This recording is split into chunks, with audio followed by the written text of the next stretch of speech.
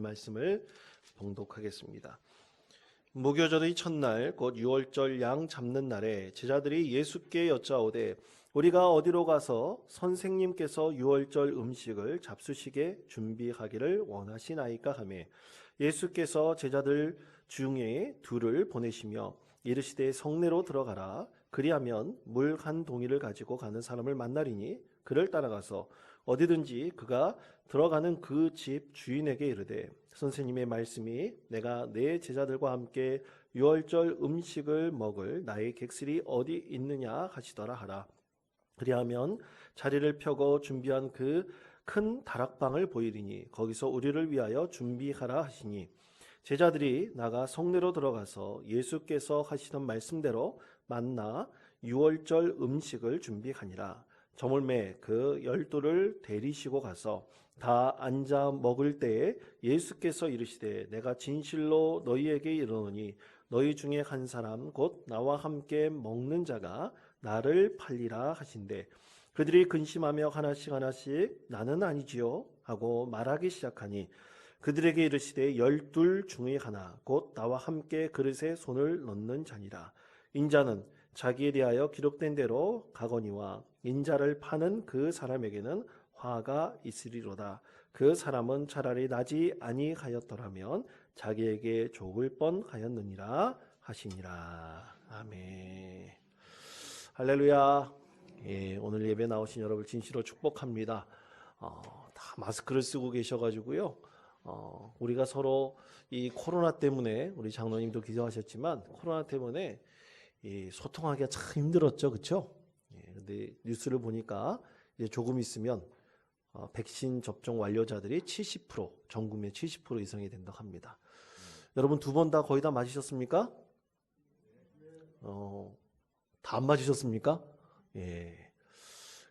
여러분 이제 우리가 서로 소통하고 또 주님의 은혜를 함께 나눌 때가 점점 가까우지 않을까 이렇게 생각을 합니다. 여러분 그런 의미에서 우리 앞뒤 자매님들과 이 예배 나오신 것을 서로 축복하면서 이렇게 좀 인사했으면 좋겠습니다. 이제 인사하면서 좀 하겠는데요.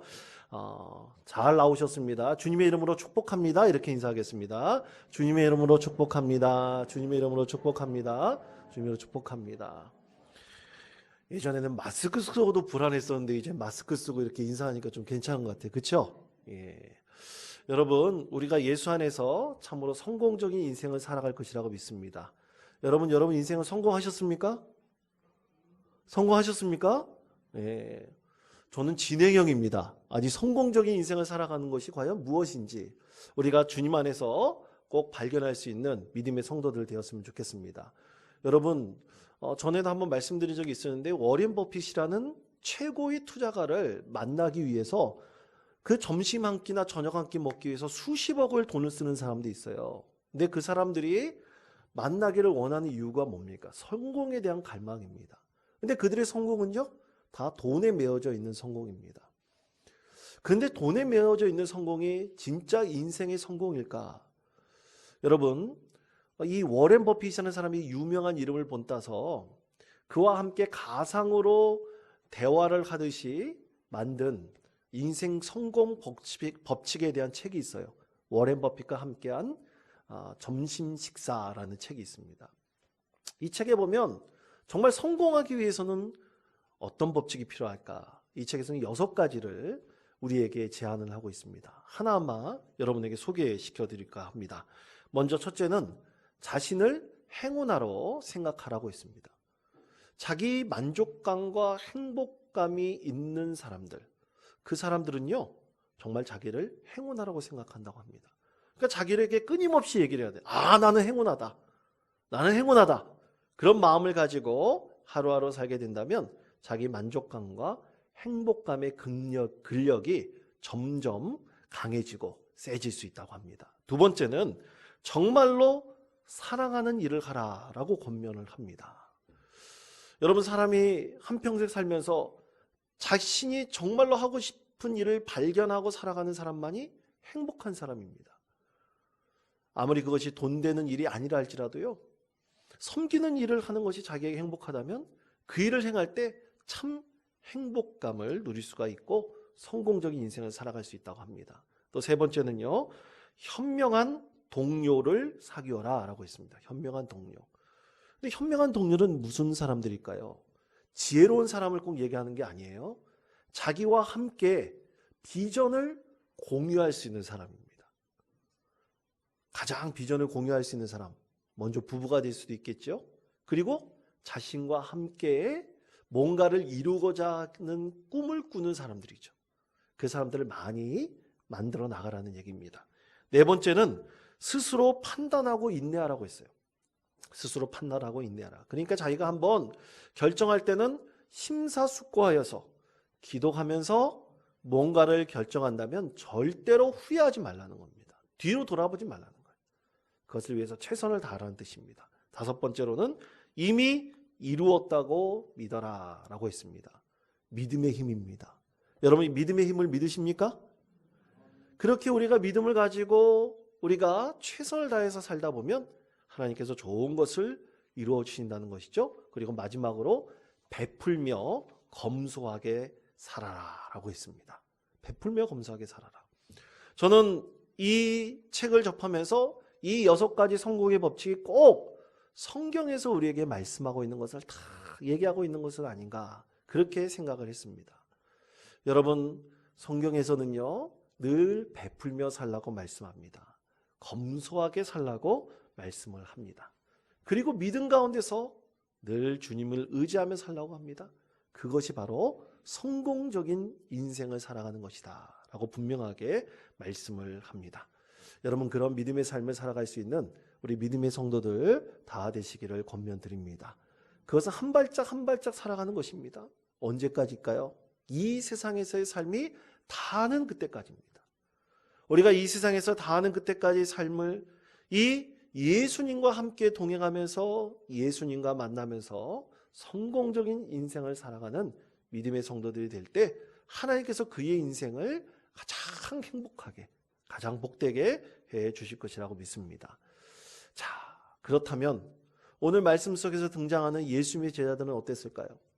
그들은 예수님과 함께 하면서 성공적인 인생을 살았을까요?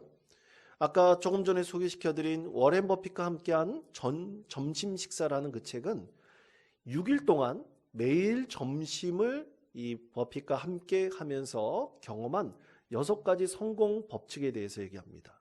그런데 예수님의 제자들을 보십시오. 6번이 아니라 수백 번, 그 이상 예수님과 함께 식사를 나누며 교제하였을 것입니다. 예수님과 동고동락을 했습니다. 그런데 예수님의 제자들은 어땠을까요? 자, 오늘 말씀 마가복음 14장 12절은 이렇게 말씀을 합니다. 이 말씀을 다 같이 한 목소리로 봉독하겠습니다. 무교절 날의 첫날 곧 유월절 양 잡는 날에 선생님께서 유월절 음식을 잡수시게 준비하기를 원하시나이까. 아멘. 아멘. 예수님께서 예루살렘 성에 들어오셔서 무교절 첫날 곧 유월절이 시작되는 그날을 맞이하셨는데, 예수님께서 오늘 말씀대로 본다면 제자들과 함께 식탁의 자리를 갖기를 원하셨습니다. 식탁의 자리를 갖기를 원하셨는데 어디서 식사를 할지, 요즘처럼 좋은 음식점이 있는 것이 아닙니다. 그래서 어떤 집을 빌려가지고 이 10몇 명이나 되는 제자들과 함께 이 식사를 하셔야 되는데 아직 장소를 구하지 못했던 것 같습니다. 그리고 음식도 준비하지 못했습니다. 다 예수님께 물어봐요. 제자들이, 예수님 어찌하면 좋을까요? 어찌하면 좋을까요? 이 제자들이 스스로 준비하는 건 하나도 없고 그냥 예수님께서 말씀하신 그대로만 제자들이 행하고 있습니다. 과연 제자들은 예수님을 만나면서 어떠한 인생을 살기를 간절히 원하고 있을까요? 3년 동안 동고동락하면서 예수님의 제자들은 과연 어떠한 마음으로 예수님을 만나고 있을까요? 오늘 말씀에 보면 그냥 일상적인 것처럼 느껴지고 있습니다. 또 오늘 말씀에 보면요, 혹자는 예수님을 팔아먹고 자기 인생 성공의 도약에 밑거름을 만들려고 하는 사람도 있습니다. 그래서 호시탐탐 예수님을 노리려고, 팔아먹으려는 날짜를 노리려고 있는 그날이 바로 오늘 성경에서 말씀하고 있는 디데이가 되었던 것입니다. 자, 그렇다면 이 제자들의 삶을 통해서 과연 오늘 우리는 이 제자들이 보이는 이 양면된 모습을 통해서 과연 성공적인 인생을 살아가는 법칙을 우리는 어떻게 발견할 수 있겠습니까? 오늘 예수님과 함께 동행하는 사람들은 반드시 성공적인 인생을 살아갈 수 있습니다. 오늘 말씀에서는 그것에 대해서 세 가지를 말씀합니다. 첫째는 기대하는 마음입니다. 예수님을 통해서 그의 인생이 성공적이어야 될 반드시 그때 필요한 첫 번째 마음은요, 예수님을 기대하는 마음이 있어야 됩니다. 자, 여러분, 우리 예수님을 만나고 예수님을 소망하는 간절히 기대하는 마음이 있으십니까? 오늘 이 예배로 나오실 때 여러분은 어떤 기대하는 마음을 가지고 예수님 앞에 나오셨습니까? 여러분, 우리가 정말로 만나고 싶은 사람, 그를 통해서 뭔가 기대하는 것이 있으면 그 사람을 정말 만나고 싶을 겁니다. 바로 그 기대하는 마음입니다. 우리가 주님 앞에 예배로 나오는 것은 그냥 일상적일 수도 있습니다. 그러나 오늘 이 예배는 이후에는 다시는 없습니다. 오늘 이 예배를 통해서 우리 예수님을 만나서 꼭 이루고자 하는 기대하는 마음이 있다면 우리는 그것을 통해서 반드시 얻어갈 수 있고 또 하나님께 주시는 귀하고 놀라운 은혜를 우리는 체험할 수 있을 것입니다. 성경 속에서 보면 참 이런 기대하는 마음으로 예수님을 간절히 바라고 예수님을 만나기를 원하는 참 많은 사람들이 있었습니다. 예수님께서 가는 곳곳마다 많은 사람들이 있었고요. 그들 중에서 특히 병자들이 많이 있었습니다. 예수님만 만나면 그들의 병을 고칠 수 있다는 간절한 기대하는 마음이 있었습니다. 12년 동안 혈류병 앓던 여인은요, 그런 기대하는 마음으로 예수님을 만나고자 했습니다. 그러나 너무나 많은 군중들이 예수님을 둘러싸고 있었기 때문에 한 발짝도 예수님 곁에 나갈 수 없었습니다. 그러나 그녀 가운데는 내가 예수님의 옷깃만 스친다 할지라도, 내 손끝이 예수님의 옷깃만 탄다 할지라도 내 병이 나을 것이라는 간절한 기대가 있었습니다. 드디어 예수님의 옷깃을 닿을 수 있었습니다. 그리고 그녀에 대한 성경의 말씀은 이렇게 우리에게 말씀합니다. 마가복음 5장 29절에서부터 30절까지 말씀입니다. 이에 그의 혈류 근연이 곧 마름에 병이 나온 줄을 몸에 깨달으니라. 예수께서 그 능력이 자기에게서 나간 줄을 곧 스스로 아시고 무리 가운데서 돌이켜 말씀하시되 누가 내 옷에 손을 대었느냐 하시니. 아멘. 그녀의 간절한 기대하는 마음은 이렇게 소망으로 이어졌고 이루어졌습니다. 예수님의 치유의 능력이 그녀에게 전달되었습니다. 그리고 예수님도 전달된 것을 알고 계셨습니다. 간절한 기대하는 마음이 있으면 반드시 이룰 수가 있습니다. 여러분, 이렇게 기대하는 마음으로 주님 앞에 예배로 나오는 모든 성도들 가운데 하나님께서 반드시 은혜를 베풀어 주실 것이라고 믿습니다. 저도 예배를 준비하면서 기대하는 마음이 있었습니다. 사실 저는 지난주도 그렇지만 이 호세아서의 말씀을 계속해서 강해를 했습니다. 그런데 금요일 날까지 그렇게 기도하면서 말씀을 준비하고 있는데 제 아들이 이제 고3이라서 면접을 하러 대학을 방문하고 있습니다. 면접을 가는 아이를 위해서 기도하면서 제가 기대하는 마음을 가지고 이 기도를 하는데 그중에서 제가 어떤 칼럼을 보게 돼서 제가 하나님 말씀을 다르게 전해야겠다라는 간절한 마음을 하나님께서 주셨습니다. 그 칼럼은 이런 내용이었습니다. 청년이 자기가 정말 원하는 회사에 취직을 했습니다. 다른 사람들이 부러워할 만한 아주 좋은 회사입니다. 그런데 단 몇 개월도 다니지 못하고 회사를 스스로 퇴사를 했습니다. 퇴사한 이유는 딱 하나였어요. 자기가 기대했던 것을 그 회사에서 하나도 이루지 못했기 때문입니다. 그 청년은 자기가 전공을 살려서 그 회사에 취직하여 정말로 많은 경험을 쌓고 체험을 함을 통해서 자기의 능력을 더 성장시키기를 원했습니다. 그런데 회사에서 시키는 것은 아무리 좋은 회사라도 그에게 아무런 기회를 주지도 않았습니다. 그저 잡일만 시키고 그가 지금까지 쌓아왔던 모든 것들이 무용지물이 되는 것 같았습니다. 그래서 그는 과감히 그 회사를 퇴사하여서 다른 길을 선택하려고 했습니다. 혹자는 그 청년 보고 바보 같다 하겠죠. 아니 조금만 더 견뎌보면 더 좋은 일이 있을 수 있을 텐데 그렇게 좋은 회사 다른 사람들 들어가기를 원하는데 왜 그 회사를 때려치웠느냐 비난할 수도 있습니다. 근데 저는 제 아들을 생각하며 또 그 청년을 생각하면서 참 응원해주고 싶은 마음이 생겼습니다. 사랑하는 성도 여러분, 자신의 인생에서 기대하고 있는 것 우리는 분명히 이뤄갈 수 있습니다. 청년 아닙니까? 많은 시간이 있습니다. 많은 경험을 쌓을 수 있습니다. 그 가운데 그 경험 가운데 그가 기대하는 것을 반드시 이루고자 하는 간절한 마음이 있다면 더 좋은 것으로 하나님께서 그의 가운데 응답해 주시지 않을까. 저는 그렇게 기대하며 그를 응원하며 또 제 아들을 위해서 기도하였습니다. 사랑하는 성도 여러분, 예수님의 제자들은 어땠을까요? 예수님과 3년 동안 동고동락하면서 어떤 기대하는 마음으로 예수님과 함께 하였을까요? 여러분, 우리가 예수님과 함께 할 때 정말로 예수님을 통해서 성공적인 인생을 살기를 원하는 간절한 마음이 있으면 우리는 예수님을 통해서 많은 것을 얻을 수 있고 또 하나님이 주신 축복과 은혜 가운데 거할 수 있을 것입니다. 그런데 예수님의 제자들은 3년 동안 동고동락하면서 예수님이 죽기 전까지 그런 기대하는 마음이 전혀 보이지 않았습니다. 예수님께서 말씀하시는 것이 자신이 기대하는 전혀 다른 것들이 너무나 많이 있었기 때문입니다. 그러나 사랑하는 성도 여러분, 디모데전서 6장 6절 말씀에 보면 우리에게 이렇게 말씀합니다. 자족하는 마음이 있으면 경건에 큰 유익이 되느니라 말씀합니다. 사랑하는 성도 여러분, 그렇습니다.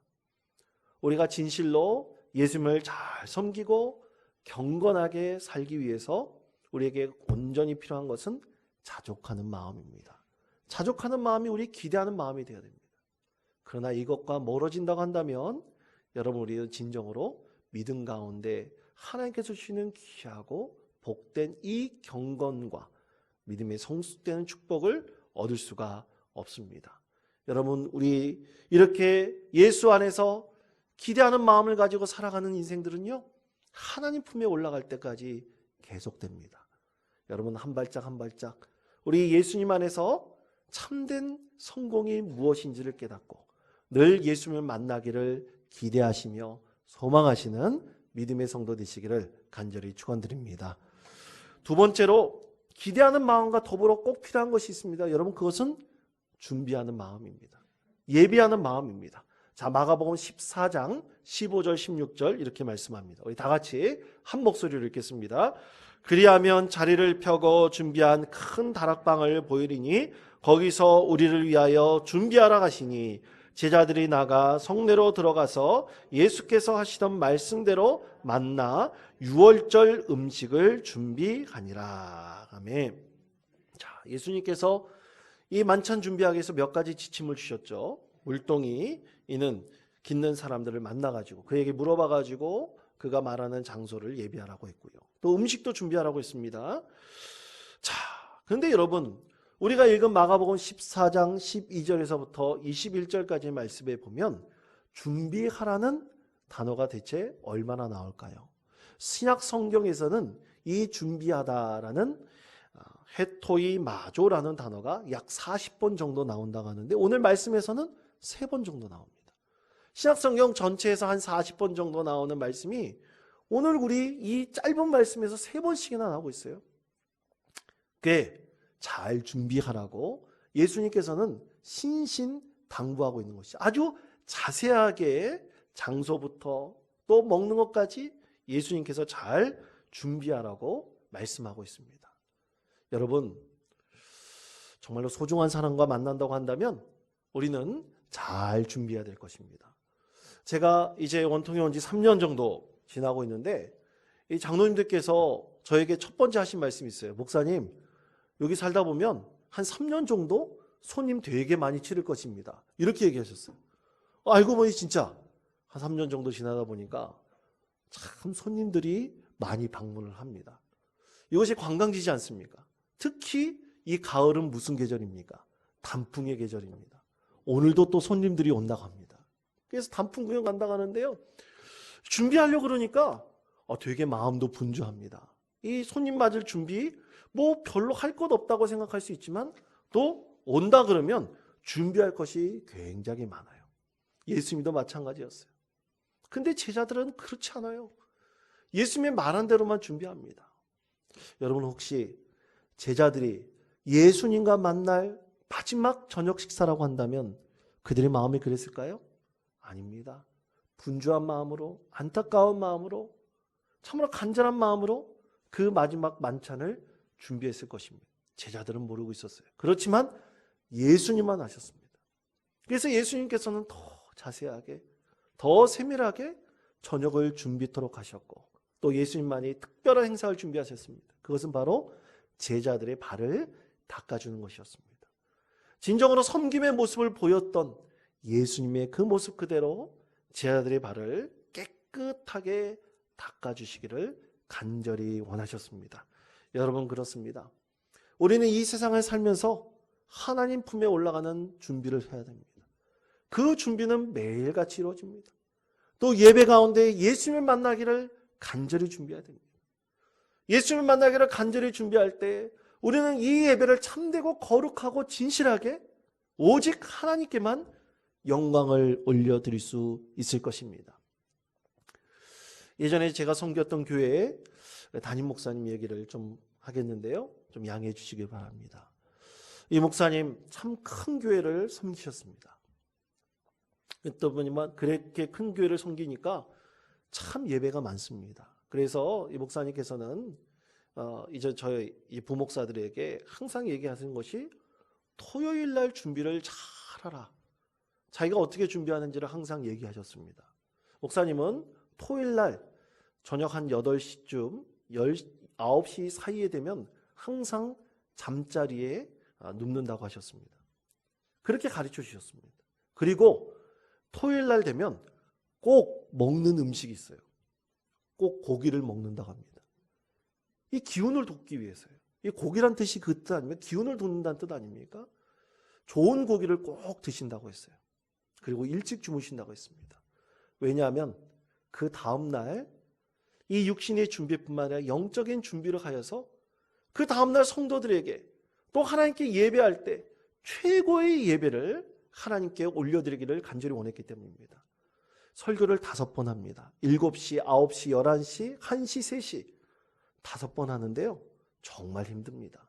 그 시간 동안 육신에 준비되고 영적인 상태를 늘 준비하고 있어야 됩니다. 그러기 위해서 토요일 날을 그렇게 하나님께 영광 올려드리는 예배를 위해서 준비하고 있었던 것입니다. 사랑하는 성도 여러분, 우리가 예수님을 만나 진정으로 성공적인 인생을 살아가기를 간절히 원한다면 여러분 꼭 예수님을 만나는 간절히 기대하는 마음을 잊지 마시기 바랍니다. 그리고 늘 예수님을 만날 때 준비하는 마음, 우리가 예수님을 간절히 만나기를 원하는 준비하는 마음을 여러분 잊지 마시기를 바랍니다. 그때 하나님께서 여러분 가운데 많은 은혜를 베풀어 주실 것이고 예수님을 만나고 준비하는 그 심령 가운데 참된 기쁨과 축복을 여러분 가운데 선물로 주실 것입니다. 마지막 3번째는요, 순종하는 마음입니다. 자, 여러분 오늘 우리가 읽었던 말씀을 하나하나씩 따져본다면 마가복음 14장 13절 말씀에 보면 예수님께서 제자들에게 성 안에 들어가라라고 말씀하셨고요. 들어가라고 말씀하셨고요. 15절 뒷부분에 보면 거기서 우리를 위하여 준비하라고 하셨습니다. 또 16절 말씀에 보면 예수님께서 말씀하시는 그 말씀대로 하라고 예수님께서 말씀하셨습니다. 다 이 말씀에 보면 명령형입니다. 예수님께서 말씀하시는 대로 하라는 것입니다. 자, 그렇게 예수님이 말씀하신 대로 순종하라고 했습니다. 그렇게 순종했을 때 예수님께서 말씀하시는 그대로 예수님과의 만찬을 준비할 수 있었습니다. 사랑하는 성도 여러분, 우리가 예수 안에서 참된 성공적인 인생을 살아가길 원한다면 늘 예수님 말씀에 순종할 수 있는 믿음의 성도 되시기를 간절히 축원드립니다. 여러분, 하나님 나라를 이루어가라고 할 때, 또 교회를 새로 가려고 할 때요, 우리의 심령에 꼭 있어야 될 마음이 있습니다. 그것이 순종하는 마음입니다. 우리가 진정으로 순종하지 않는다면 우리는 결코 하나님의 뜻을 온전히 세워갈 수가 없습니다. 하나님께서는 그것에 대해서 사무엘상 15장 22절에서 사울 왕에게 이렇게 말씀하셨습니다. 사무엘이 이르되 여호와께서 번제와 다른 제사를 그의 목소리를 청정하는 것을 좋아하신 같이 좋아하시겠나이까. 순종이 제사보다 낫고 듣는 것이 순양의 기름보다 나으니 라고 말씀하셨습니다. 여러분, 그렇습니다. 자기 뜻대로 행하려고 하는 사울 왕에게 하나님께서는 강력하게 경고를 하셨습니다.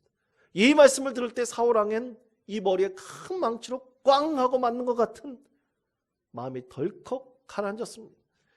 여러분, 그렇습니다. 우리가 진정으로 하나님 뜻을 이루어갈 때 우리가 이렇게 순종하는 마음을 잊지 않고 우리의 하나님 뜻에 늘 순종하기를 간절히 원한다면 하나님께서는 그것을 통해서 우리에게 많은 열매를 거두게 하십니다. 여러분, 순종은요, 훈련입니다. 순종 훈련이 있어야 됩니다.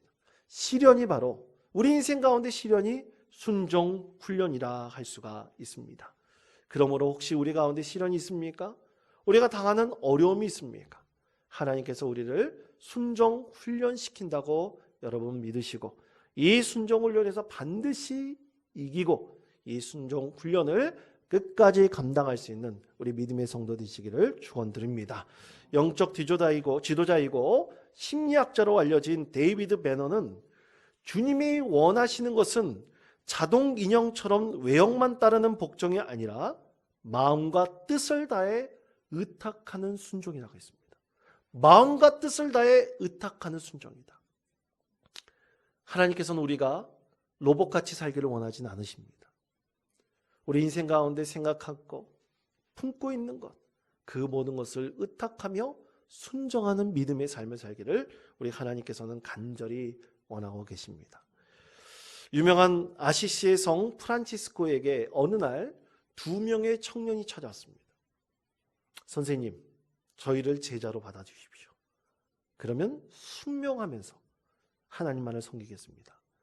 그때 성 프란치스코는 두 청년에게 한 가지를 요구했습니다. 밭에 나가면 배추가 있는데 그 배추의 뿌리를 하늘로 향하게 하고 배추를 밭에 심어라. 거꾸로 심으라는 얘기예요. 말이 됩니까?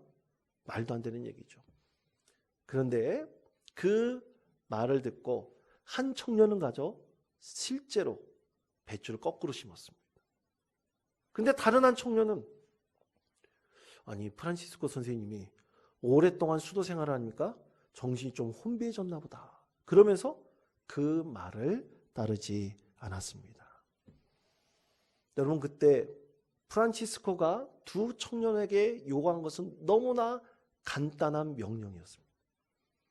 그런데 한평생 수도 생활을 하면서 수도원에서 기도하면서 예수님만을 나의 신랑으로 모시고 거의 모든 주님만을 바라보면서 기도하는 삶을 살아가는 자가 이 단순한 명령 하나도 듣지 않고 어찌 순명의 삶을 살 수 있겠습니까? 그러므로 프란시스가 깨닫게 하기를 원했던 것은 바로 순종하는 삶이었던 것입니다. 사랑하는 성도 여러분, 우리 가운데 순종하는 마음이 있어야 됩니다. 그것이 신앙생활의 기본입니다. 여러분, 우리가 예수님을 통해서 우리 인생 가운데 정말로 성공적인 삶을 살기를 원하십니까? 그러면 예수님을 늘 만나기를 기대하는 마음을 품으십시오. 늘 예수님을 만날 때 준비하는 마음을 가지십시오. 그리고 말씀이라면 그 말씀에 늘 순종하기를 간절히 구하십시오. 하나님께서 여러분 인생을 최고의 성공적인 인생으로 만들어 주실 것입니다. 이 소망을 가지고 여러분 한 주간 이 세상 가운데 승리하십시다. 믿음으로 살아가십시다. 늘 예수님과 동행하면서 늘 기쁨과 감사로 하나님께 영광 올려드리는 믿음의 성도 되시기를 간절히 축원드립니다.